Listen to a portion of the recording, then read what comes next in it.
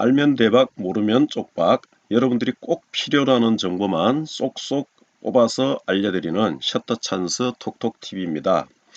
지난번에는 노인장교양보험의 전체적인 개요에 대해서 살펴봤고요. 오늘은 노인장교양보험 신청 대상은 어떤 분들인지에 대해서 살펴보도록 하겠습니다. 먼저 장교양보험 인정 업무 처리 흐름을 살펴보면 장교양 서비스가 필요한 분들은 국민건강보험공단에 있는 노인장교양센터에 장기요양 인정신청서를 작성해서 공단에 제출을 해서 인정신청을 해야 하고요. 신청서를 접수받은 공단에서는 신청인의 실제 거주지, 가정 또는 요양원 등을 방문해서 신청인의 신체 상태와 인지 상태 등을 조사를 하게 되는데요. 장기요양 인정조사표에 의해서 약 90여 개 항목을 조사를 하게 되고, 조사를 마치게 되면 신청인의 신체 상태 등에 따라서 병의원을 방문해서 의사소견서를 발급받아서 제출하도록 안내를 하는 경우도 있게 되고요. 신청인이 의사소견서를 제출을 하면은 제출된 의사소견서와 인정조사 결과를 토대로 등급판정위원회를 개최를 하게 됩니다. 이때 등급판정위원들의 의견을 더하여 장교양 등급이 결정이 되고, 장기요양 인정서, 표준장기요양 이용계획서, 복지용구 급여 확인서 등 3종의 서류를 신청인에게 발급해 주게 됩니다. 장교양 등급은 1등급에서 5등급, 그리고 인지지원 등급 등이 있는데요. 5등급과 인지지원 등급은 치매 증상이 있는 분들만 받을 수 있는 등급이고요. 4등급 이상은 인지상태 또는 신체 상태로 봐서 혼자서 일상 가사 생활 수행이 어려운 분들이 받게 되는 등급입니다. 조사 결과 장기요양 등급을 받을 정도의 신체 상태나 인지 상태에 해당하지 않는 분들은 등급 외자로 결정이 되어서 통보가 되게 되고요. 이때 등급에는 등급의 A, 등급의 B, 등급의 C 등으로 결정이 되게 됩니다. 등급 외로 결정이 되신 분들은 노인장교양 서비스는 받으실 수가 없고요. 관할 지자체에 연락하셔서 노인 돌봄 서비스 등을 신청을 하실 수가 있습니다. 노인장교양보험 신청 대상은 노인장기요양보험 가입자 또는 그 피부양자와 의료급여 수급권자의 자격을 갖춘 노인 등 이렇게 되어 있습니다.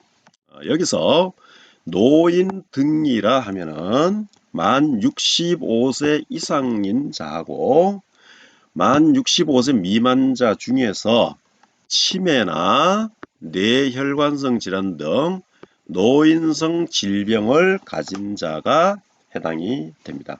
만 65세 이상인 자는 신청 대상자의 생년 월일을 기준으로 해서 신청일이 현재 만 65세 도달이 되신 분들하고 또는 만 65세 도달 30일 전부터 신청이 가능합니다.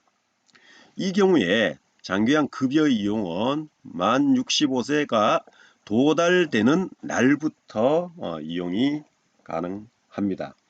왜 만 65세 도달 30일 전부터 신청이 가능하냐면은 장교양 인정신청서를 공단에 접수한 날로부터 장교양 등급 판정일까지의 법정 기간이 30일 이내이기 때문에 그렇고요. 이런 경우에 전염성 질환이나 의사소견서 제출 지연 등으로 인해서 예외적인 경우에는 30일간 연장 심의를 할 수 있도록 되어 있습니다. 그리고 의료급여 수급권자 중 주민등록번호 불명자가 있는데요. 이런 경우에는 출생연도만을 기준으로 만 65세 되는 해 1월 1일부터 신청 자격이 주어지게 됩니다. 자, 다음은 만 65세 미만인자로서 치매, 뇌혈관성 질환 등 노인성 질병을 가진 자에 대해서도 장기요양보험 인정 신청을 할 수가 있는데요. 이때 노인성 질병 여부는 의사 소견서나 또는 진단서에 의해서 확인을 할 수가 있게 되고요. 이때 의사 소견서는 노인장기요양보험법 시행규칙 별지 제2호 서식으로 발급하는 게 좋습니다. 이때 이 서식은 노인장기요양보험 홈페이지 www.longtermcare.or.kr에 접속하시면은 서식 자료실에서 다운로드가 가능합니다. 진단서는 별도로 지정된 서식이 없으므로 병원의 양식에 의해서 발급을 받으면 됩니다. 단 소견서나 진단서에는 반드시 노인성 질병 코드라는 것이 기재가 되어 있어야 하고요. 이때 노인성 질병 코드는 한국표준질병 사인분류에 의한 21개의 노인성 질환이 되겠습니다. 그리고 진단서나 소견서에는 또한 발급 의사의 서명과 병원의 직인날인이 반드시 필요합니다. 만약 의사 서명이나 병원 직인 중 하나라도 누락이 되어 있었으면 구비서류로 인정을 받을 수 없어 신청서가 접수가 되지 않으니 유의하셔야 되겠습니다. 노인성 질병의 종류는 한국표준질병 사인분류에 의해서 분류된 질병명으로 치매 같은 질환들, 뇌출혈 같은 질환, 뇌경색, 뇌졸중, 동맥폐쇄 및 협착, 기타 뇌혈관 질환, 파킨슨병, 중풍후유증 등이 되고 이 각각의 질병명에는 고유의 질병 코드들이 다 부여가 되어 있죠. 의사 소견서 양식은 이런 식으로 되어 있습니다. 여기에 노인장기요양보험법 시행규칙 별지제 2호 서식해서 의사소견서에 신청인의 성명 등이 기재가 되고요. 이런 식으로 각종 질병명과 그 다음에 질병 코드가 이렇게 있습니다. 그래서 여기서 질병명에 해당되는 코드에 의사가 체크를 하고 그 외에 환자의 상태를 전부 이렇게 체크를 하게 되어 있습니다. 이렇게 체크를 다 하고 나서 밑에 보시면은 담당 의사의 면허번호, 그 다음에 담당 의사 서명, 그 다음에 의료기관의 이름과 직인을 찍도록 이렇게 되어 있습니다. 그래서 이 양식으로 발급을 받으시면은 되겠고요. 이 서식은 공단 홈페이지를 들어가면 받을 수가 있습니다. 자, 그리고 노인성 질병에 대해서 복지부에서 발표한 유권 해석을 살펴보면은 진단서 등의 유효기간이 있느냐 하는 부분인데 원칙적으로 복지부에서는 유효기간이 없다는 해석입니다. 또 유사 코드에 대한 인정 여부인데요. 통상적으로 같은 코드에 대해서 두 종류 이상의 코드를 부여하고 있는 질병의 경우에는 노인성 질환으로 인정을 하고 있습니다. 예를 들어서 I66이라는 코드가 있는데요. 자, I66은 여기 보시면은 뇌경색증을 유발하지 않는 대뇌동맥의 폐쇄 및 협착이라는 이런 질환이라고 합니다. 이 질환명 대신에 G640 중대뇌동맥 증후군으로 표기가 되어 있을 경우에 노인성 질환으로 인정을 해주게 됩니다. 그리고 알코올성 치매 질환, 즉 F10.7이라는 코드를 받았을 경우의 문제인데요. 이런 경우에는 개인 급여 내용, 즉 진료 내역이나 담당 의사의 소견, 보호자의 진술 이런 것들을 종합적으로 판단해서 노인성 질병 여부를 확인하게 됩니다. 자, 그리고 중요한 점은 65세 미만인 신청자의 유의사항입니다. 자, 65세 미만인 자는 먼저 장애인으로 등록이 된 경우하고 장애인으로 등록이 되지 않은 경우 이게 두 가지로 살펴볼 수가 있는데요. 장애인 등록이 된 자는 장애인 활동보조 서비스를 이미 받고 있는 분들이 있습니다. 이런 분들 경우에는 노인장기요양 등급 인정 시에 장애인 활동보조 서비스가 이용 불가입니다. 따라서 이런 경우에 만약에 내가 장애인 활동 보조 서비스를 다시 받고 싶다. 이럴 때는 노인 장기요양 등급 포기를 하게 되면은 다시 장애인 활동 보조 서비스를 이용할 수가 있습니다. 자, 그런데 중요한 거는 장애인으로 등록이 되지 않은 경우 또는 장애인으로 등록이 되어 있어도 장애인 활동 보조 서비스를 한 번도 이용하지 않은 분들, 이런 분들이 문제가 되는데요. 이런 분들은 노인 장기요양 등급 인정을 받았을 경우에 추후 장애인으로 등록이 되더라도 장애인 활동 보조 서비스를 이용할 수가 없습니다. 즉 등급이 나오면은 장애인 활동 보조 서비스를 이용할 수가 없다는 얘기죠.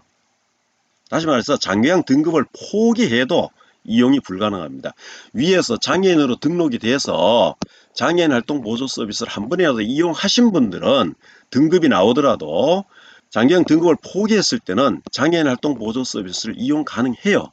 장애인으로 등록이 되지 않은 경우나 또는 등록이 되어 있었더라도 장애인 활동 보조 서비스 한 번도 이용하지 않은 분들, 이런 분들은 등급이 나오면은 등급 포기를 해도 이용할 수가 없다는 얘기죠.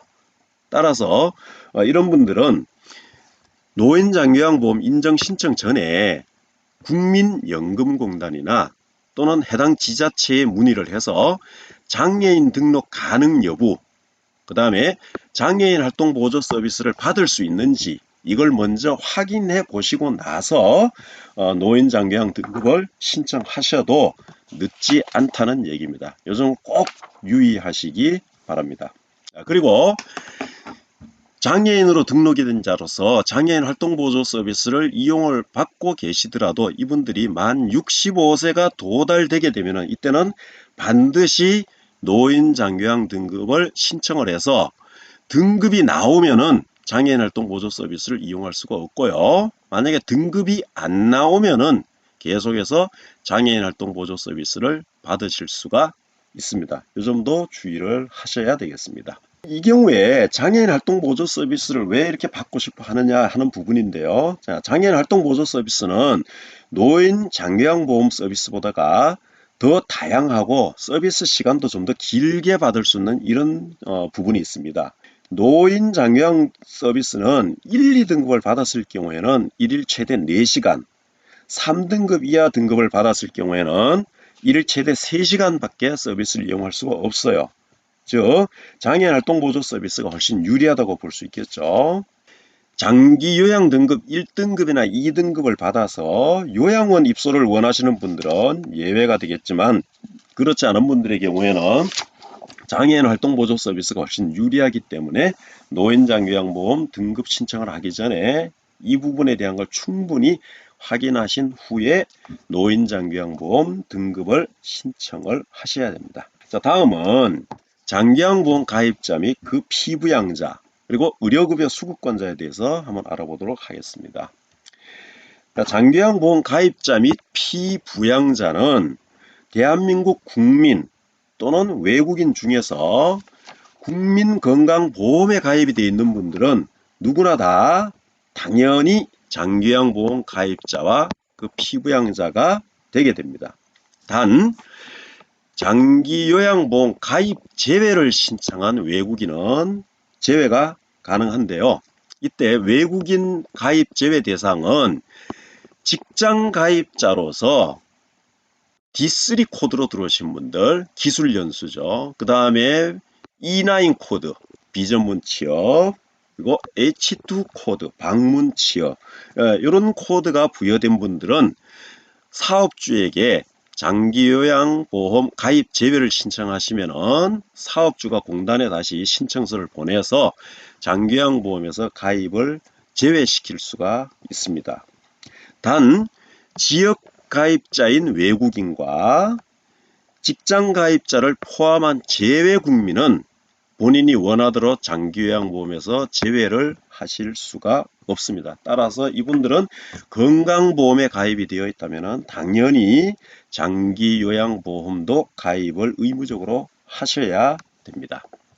자, 다음은 의료급여 수급권자가 되겠는데 이때 의료급여 수급권자라 하면 의료급여법 제3조 1항에 따른 수급권자로 지정된 자로서 기초생활수급자나 생계급여 대상인 의료급여자들, 기타 국가유공자로서 의료급여법에 의해서 의료급여를 받는 자들, 이런 분들이 해당이 되겠고요. 예외적으로 유공자 등 의료보호 대상자로서 국민건강보험법과 의료급여법의 적용을 받지 않겠다라고 해서 적용 제외 신청을 하고 독립유공자 예우에 관한 법률과 국가유공자 등 예우 및 지원에 관한 법률, 이 법에 의해서 의료보호를 받는 분들이 있는데 이런 분들은 건강보험 가입에서도 제외가 되고 또 장기요양보험에서도 제외가 됩니다. 그래서 이런 분들은 장기요양보험에서 제외가 돼 있기 때문에 장기요양보험 서비스를 받을 수가 없고요. 이런 경우에는 국가보훈처에 신청을 해서 여기에서 제공하는 장기요양급여에 상당하는 급여를 받을 수가 있습니다. 자, 이상 노인장기요양보험 신청 대상에 대해서 오늘은 자세히 살펴봤습니다. 다음에는 노인장기요양보험 신청을 대리할 수 있는 자의 자격과 그 다음에 신청 방법, 신청 절차 등에 대해서 자세히 살펴보도록 하겠습니다. 지금까지 셔터 찬스였습니다. 감사합니다.